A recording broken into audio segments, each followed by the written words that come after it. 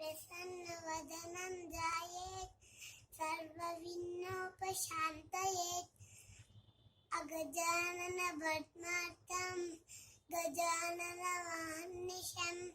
अनेकदन्तं भक्तानां एकदन्तम् उपास्महेत् गुरुब्रह्मा गुरुविष्णु गुरुदेवो महेश्वरः गुरुसाक्षात् परब्रह्म तस्मै श्री गुरवे नमः।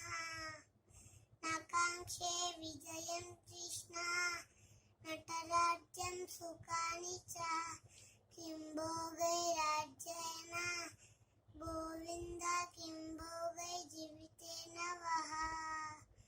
बीते वा कदाचित् नायं भूत्वा पुराणो न हन्यते कन्यमाने शरीरे तत्तु वित्तु महाभावो गुणकर्म विभागयोः गुणागुणेषु वर्तन्त इति मत्